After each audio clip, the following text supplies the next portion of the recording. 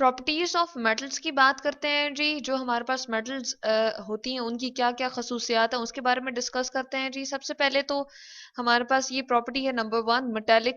हम इसको कहते हैं लस्टर, यानी कि लस्टर का मतलब क्या होता है, यहाँ पर हम चलें इसको ब्रैकेट में भी लिख सकते हैं।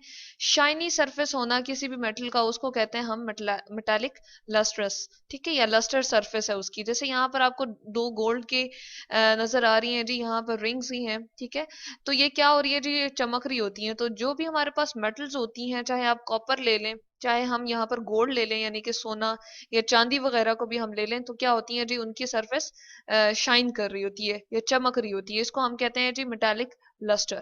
दूसरी हम प्रॉपर्टी को देख रहे हैं जी, यहाँ पर लिखी हुई है high melting and boiling point. अगर इसी गोल्ड की हम बात करें कि जी मेल्टिंग पॉइंट इसका कितना है जी, ये है तकरीबन 1064 डिग्री सी। यहाँ पर ये जो डिग्री सी मैंने मेंशन किया, ये क्या है जी, बिल्कुल इसी तरह से जिस तरह हम घर में अपने कोई सामान लेकर आते हैं तो किलोग्राम में हम मेंशन करके लाते हैं कि ये इतने केजी है, 5 केजी या 2 केजी।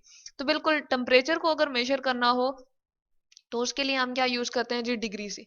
तो ये इसका क्या है जी, हम कह सकते हैं गोल्ड का मेल्टिंग पॉइंट हमने बता दिया। इसके अलावा अगर हम बात करें किसकी जी, अब ये कितना हाई है, 1000, और ये बहुत ज्यादा है टेम्परेचर, तो इसको हम कहते हैं हाई मेल्टिंग पॉइंट। अगर हम बात करें जी सिल्वर की, यानी कि चांदी की बात करें, तो उसका मेल्टिंग पॉइंट कितना होता है, यहाँ पर हम लिख देते हैं जी, उसका होता है हमारे पास 961 डिग्री सी। यहाँ पर हम लिख देते हैं 961.8 तकरीबन होता है इसका डिग्री सी। अब इसी की अगर हम बॉइलिंग पॉइंट की बात करें, यानी कि मेल्टिंग पॉइंट वो है जब वो सॉलिड फॉर्म से लिक्विड, सॉरी, आपके पास सॉलिड फॉर्म से क्या होगा, लिक्विड फॉर्म में चला जाएगा। और लिक्विड फॉर्म से अगर फर्दर उसको हम क्या करें, बॉयल करना शुरू कर दें, यानी कि उसको गैस फॉर्म में लेकर जाना चाहें, तो वो टेम्परेचर कितना होगा जी, वो और भी इंक्रीज हो जाएगा। वो है, अगर सिल्वर की बात करूं यानी कि चांदी की मैं बात करूं, तो वो है तकरीबन 2000 डिग्री सी के करीब। तो हम देख रहे हैं कि इनके मेल्टिंग पॉइंट और बॉइलिंग पॉइंट मेटल्स के क्या होते हैं, बहुत ज्यादा हाई होता है।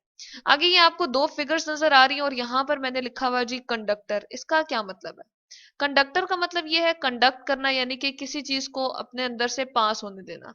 ये कंडक्टर्स हैं किस किस के दी, यहाँ पर हम लिख देते हैं, एक तो हीट की। ठीक है, यहाँ पर आपको हीट की एग्जांपल नजर आ रही है, जैसे कि हमने यहाँ पर पैन रखा हुआ है, एक बर्तन सा, और नीचे हमने आग जलाई हुई है जो कि हीट है। और यहाँ पर ये लिखा हुआ भी है कि ये जी कंडक्टर है, यानी कि हमने यहाँ पर या तो एल्यूमिनियम का बना हुआ कोई बर्तन ले लिया, या फिर हमने एल्यूमिनियम भी चूंकि एक मेटल है, ठीक है, या फिर हम लोहे का बना हुआ कोई यहाँ पर बर्तन ले लेते हैं और उसके अंदर हमने पानी रखा हुआ है, तो क्या होगा, हीट यहाँ से पास ऑन होके गुजरेगी। ठीक है, हम यहाँ पर इसको थोड़ा सा डिफरेंट कलर से शो कर देते हैं जी। हीट यहाँ से पास ऑन होके यहाँ जाएगी और क्या कर देगी, पानी को गर्म कर देगी। अब ये क्या शो कर रहा है जी, कंडक्टनेस यहाँ पर शो कर रहा है, या कंडक्टर, इसकी कंडक्टिविटी की प्रॉपर्टी जो है सामने आ रही है, यानी कि खसूसियात इसकी क्या बन रही है कि ये अपने अंदर से हीट को पास होके ऊपर पानी तक पहुंचा रहा है। अब यहाँ पर हम देखते हैं जी, यहाँ पर एक बैटरी लगाई हुई है और उसके साथ यहाँ पर वायर्स लगी हुई हैं। ठीक है, और यहाँ पर एक मेटल की प्लेट ही हमने लगाई हुई है, ठीक है, जो आयरन की भी हो सकती है। यहाँ पर चले हम लिख देते हैं कि ये आयरन, जिसको हम एफ ई से रिप्रेजेंट करते हैं, चले मैं यहाँ पर लिख भी देती हूँ। आयरन की बनी हुई हमने एक स्ट्रिप से ले ली है या एक शीट से ले ली है, और उसके थ्रू से हम करंट को गुजारना चाह रहे हैं। तो क्या देख रहे हैं कि जी बल्ब यहाँ पर रोशन हो रहा है। इसका क्या मतलब है कि मेटल जो होती है वो हीट की भी कंडक्टर्स हैं। इसके अलावा इलेक्ट्रिसिटी या इलेक्ट्रिक शॉक अगर हम देखते हैं तो उसकी भी क्या होती हैं जी, कंडक्टर्स होती हैं, उसको अपने अंदर से पास होने देती हैं। अब ऐसी क्या वजह है कि ये अपने अंदर से पास होने देती हैं जी, इसके लिए हम मेटल का थोड़ा सा स्ट्रक्चर देख लेते हैं, किस तरह से जी मेटल्स का अंदर से सारा का सारा स्ट्रक्चर होता है। इस तरह से हमें मेटल मिलती है जी, उसके अंदर क्या मौजूद होते हैं, यहाँ पर हैवी न्यूक्लियस मौजूद होते हैं। ठीक है, ये जो आपको एम कैपिटल से नजर आ रहा है उसके ऊपर पॉजिटिव चार्ज, ये न्यूक्लियस है उनके। और ये जो इलेक्ट्रॉन आपको नजर आ रहे हैं ना, ये फ्रीली मूव कर रहे होते हैं, यहाँ वहां आगे पीछे जा रहे होते हैं। इलेक्ट्रॉन के ऊपर जी नेगेटिव चार्ज होता है। अब होता क्या है कि जब जैसे ही हम वायर को अटैच करते हैं यहाँ पर, ठीक है, वायर को लेट सपोज यहाँ से अटैच करते हैं, और इसको मैं थोड़ा सा सीधा बना देते हैं जी। वायर को हमने अटैच किया यहाँ पर, और वायर के अंदर क्या मौजूद होते हैं जी, ढेर सारे इलेक्ट्रॉन मौजूद होते हैं। ठीक है, यहाँ से हमने इसको यूं शो कर दिया। तो इस वायर के अंदर क्या होगा, एक सिंगल वायर अगर हम ये बनाए तो इसके अंदर बहुत सारे मूविंग इलेक्ट्रॉन होंगे। इलेक्ट्रिसिटी होती क्या है जी, यहाँ पर हम लिख देते हैं, एक्चुअली इनको हम क्या कहते हैं, मूविंग इलेक्ट्रॉन। बहुत सारे इलेक्ट्रॉन जो वायर के अंदर मूव कर रहे होते हैं उसको हम इलेक्ट्रिसिटी कहते हैं। अब उसके अंदर भी इलेक्ट्रॉन्स मौजूद हैं और उनके ऊपर भी क्या चार्ज होगा जी, नेगेटिव चार्ज होगा। हम यहाँ पर लिख देते हैं, और नेगेटिव चार्ज जैसे ही यहाँ पर एंटर होगा, यहाँ पर हमने पीछे जी बैटरी से अटैच किया हुआ, चले हम लिख देते हैं,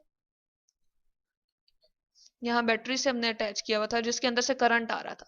इस इलेक्ट्रॉन को वो पुश करेगा क्योंकि उसको में नेगेटिव चार्ज है, फिर ये नेक्स्ट वाले इलेक्ट्रॉन को यहाँ पर जी पुश करेगा क्योंकि ये मूव करता हुआ फ्रीली मूव कर रहा है, हरकत में आ जाता है, और ये इसकी एनर्जी को ज्यादा कर देता है, इसकी तवानाई को ज्यादा कर देता है, और ये आगे की तरफ मूव कर रहे होते हैं। इसी तरह से ये इलेक्ट्रॉन जब आगे जाएगा तो इसको रिपेल करेगा, नेगेटिव चार्ज एक जैसे हैं, चूंकि नेगेटिव नेगेटिव को रिपेल करेगा, दूर भगाएगा, और इसी तरह से ये इलेक्ट्रॉन, तो इनमें एक पूरी मूवमेंट की जो पावर प्रोड्यूस हो जाती है वो किसकी वजह से आती है जी, जो मूविंग इलेक्ट्रॉन्स हम लेकर आए थे, इलेक्ट्रिसिटी हम लेकर आए थे उसकी वजह से।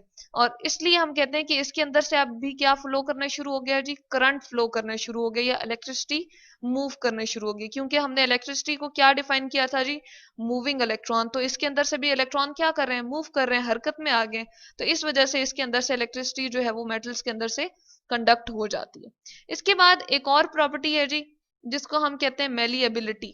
ठीक है, मेलिएबिलिटी क्या है, यहाँ पर एक शख्स है जो कि क्या कर रहा है, एक आयरन की हमारे पास यहाँ पर है, मोटा सा इसका हिस्सा सा पड़ा हुआ है, आपको थिक सा पार्ट नजर आ रहा है आयरन का, और इसके ऊपर हैमर से क्या कर रहा है जी, हैमरिंग कर रहा है या कुवत लगा रहा है इसके ऊपर, और क्या इसको फोर्स लगा के किसी चीज में कन्वर्ट करने की कोशिश कर रहा है, या इसको तब्दील करने, इसकी इस वाली हालत से इसको तब्दील करने की कोशिश कर रहा है। जब ये बहुत ढेर सारी देर के लिए अगर गोल्ड के इसी तरह के पार्ट के ऊपर फोर्स लगाता रहेगा, कुवत लगाता रहेगा, तो वो किस में चेंज हो जाता है जी, शीट्स में चेंज हो जाता है। तो हम कह सकते हैं कि ये इसकी एक प्रॉपर्टी है मेटल्स की, बहुत सारी जो हमारे पास हार्ड फॉर्म में होती हैं, सख्त होती हैं, उनको अगर हम ऊपर से हैमरिंग करें या उसके ऊपर कुवत लगा दें तो वो किस में कन्वर्ट हो सकती है, शीट। ये जो आपको लंबी सी जिस तरह एक शीट पेपर टाइप की आपको नजर आएगी, जिस तरह आपकी कॉपी या बुक का एक पेपर होता है, उस तरह की शक्ल में ये तब्दील हो जाएगी। इसके अलावा आपको यहाँ पर नजर आ रही है जी, ये क्या है, वायर्स। तो हम इस पे यानी कि मेटल्स के ऊपर फोर्स लगा के